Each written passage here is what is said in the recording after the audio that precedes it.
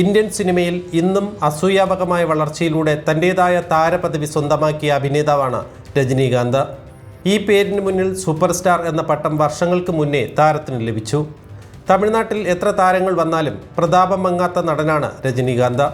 വേറിട്ടതും അതുല്യവുമായ അഭിനയ ശൈലിയാണ് അതിന് കാരണം.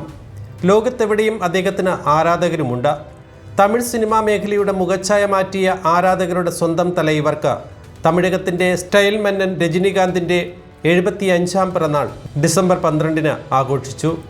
ആരാധകരും സെലിബ്രിറ്റികളും സോഷ്യൽ മീഡിയ അക്കൗണ്ടുകളിലൂടെ സൂപ്പർ സ്റ്റാറിന് പിറന്നാൾ ആശംസകൾ നേർന്നു.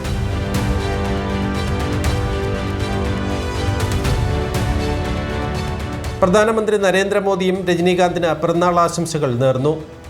സിനിമാ ലോകത്ത് 50 വർഷം പൂർത്തിയാക്കുന്ന രജനിയെ സംബന്ധിച്ച് ഈ വർഷം ഏറെ പ്രത്യേകതയുള്ളതാണെന്നും അദ്ദേഹത്തിന് ദീർഘായുസ്സും ആരോഗ്യത്തോടെയുള്ള ജീവിതവും നേരുന്നുവെന്നും മോദി എക്സിൽ കുറിച്ചു.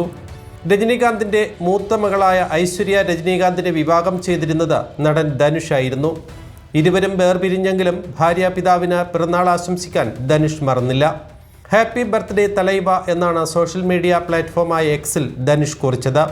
എപ്പോഴും ധനുഷ് രജനീകാന്തിൻ്റെ വലിയ ആരാധകനാണ്. ധനുഷിന് പുറമെ SJ സൂര്യ, ഖുഷ്ബു, കമൽ ഹാസൻ തുടങ്ങിയ നിരവധി താരങ്ങളും എക്സ് പ്ലാറ്റ്ഫോമിൽ സൂപ്പർ സ്റ്റാറിന് ജന്മദിനാശംസകൾ നേർന്നു. പിറന്നാൾ ആശംസകൾ നേർന്നുകൊണ്ട് തമിഴ്നാട് മുഖ്യമന്ത്രി MK സ്റ്റാലിനും രജനീകാന്തിനൊപ്പമുള്ള ഒരു ചിത്രം തൻ്റെ സോഷ്യൽ മീഡിയ അക്കൗണ്ടിൽ പോസ്റ്റ് ചെയ്തു. 6 വയസ്സ് മുതൽ 60 വയസ്സ് വരെ അരനൂറ്റാണ്ടായി തന്നെ അത്ഭുതപ്പെടുത്തിയ തൻ്റെ സുഹൃത്ത് സൂപ്പർ സ്റ്റാർ രജനീകാന്തിന് ജന്മദിനാശംസകൾ എന്നായിരുന്നു MK സ്റ്റാലിൻ കുറിച്ചത്. രജനീകാന്തിന് പ്രായത്തിനപ്പുറമുള്ള ഒരു ആകർഷണീയത ഉണ്ടെന്നും വേദിയിൽ കയറുമ്പോൾ അദ്ദേഹത്തിൻ്റെ വാക്ചാതുര്യം എല്ലാവരെയും ആകർഷിക്കുന്നുവെന്നും മറ്റുള്ളവർക്ക് ദോഷം ആഗ്രഹിക്കാത്ത, വഞ്ചിക്കാത്ത ഒരു ഹൃദയമുണ്ടെന്നും മുഖ്യമന്ത്രി MK സ്റ്റാലിൻ തൻ്റെ സോഷ്യൽ മീഡിയ അക്കൗണ്ടിൽ കുറിച്ചു. ജന്മദിനവും സിനിമയിൽ 50 വർഷം പൂർത്തിയാക്കിയതിൻ്റെയും ഭാഗമായി 1999 റിലീസ് ചെയ്ത ബ്ലോക്ക് ബസ്റ്ററായ രജനിയുടെ സൂപ്പർ ഹിറ്റ് സിനിമയായ പടയപ്പ 25 വർഷത്തിന് ശേഷം ഡിസംബർ 12 വെള്ളിയാഴ്ച വീണ്ടും റിലീസ് ചെയ്തു.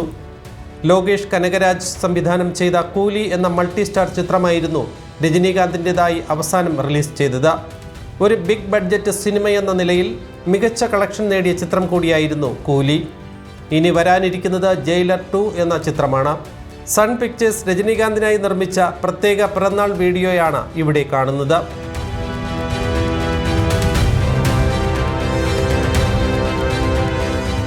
തമിഴ്നാട് അതിർത്തിയിലുള്ള നാച്ചിക്കുപ്പം എന്ന ചെറുഗ്രാമത്തിലേക്ക് കുടിയേറിയ മറാഠ കുടുംബത്തിൻ്റെ പരമ്പരയിലാണ് രജനീകാന്തിൻ്റെ ജനനം. പിന്നീട് തമിഴ്നാട്ടിലേക്ക് വന്നു. സിനിമയോടും അഭിനയത്തോടും ചെറുപ്പം മുതലുള്ള അടങ്ങാത്ത അഭിനിവേശമാണ് രജനിയിലെ നടൻ കൈമുതലാക്കിയത്.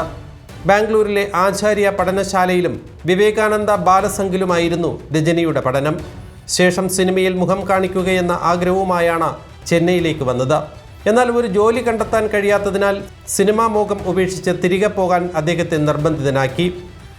സിനിമാ മോഹവുമായി അലയുന്ന മകന് ഒരു ജോലി കിട്ടിയാൽ ജീവിതം മെച്ചപ്പെടുമെന്ന വീട്ടുകാരുടെ ധാരണ ബസ് കണ്ടക്ടർ എന്ന ജോലിയിലേക്ക് രജനിയെ എത്തിച്ചു. കർണാടക ട്രാൻസ്പോർട്ട് കോർപ്പറേഷനിലായിരുന്നു ജോലി.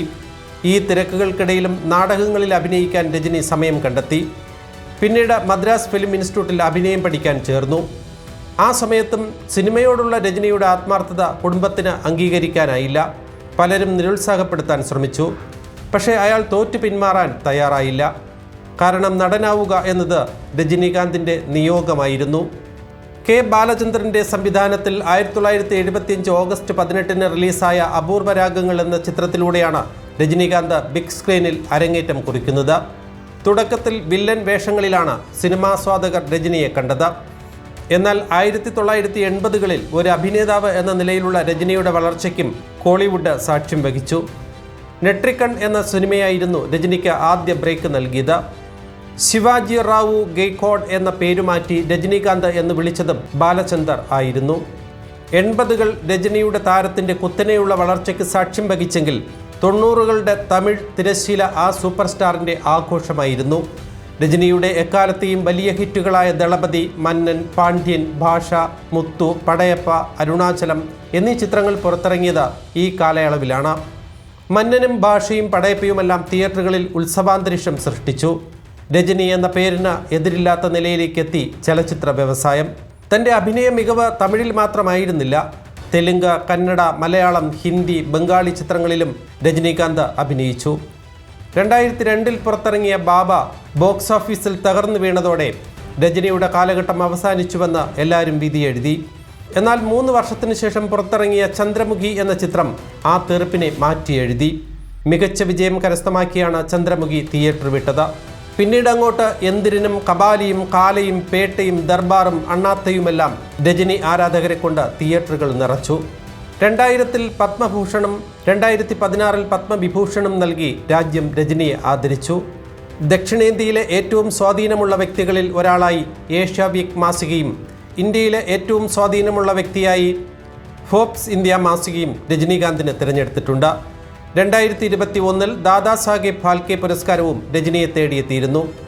രജനീകാന്തിൻ്റെ 75ാം പിറന്നാളിൻ്റെ ആഘോഷങ്ങളുടെ ഭാഗമായി തമിഴ്നാട്ടിലെ ആരാധകർ ഡിസംബർ 11 വ്യാഴാഴ്ച തന്നെ ആഘോഷം തുടങ്ങിയിരുന്നു.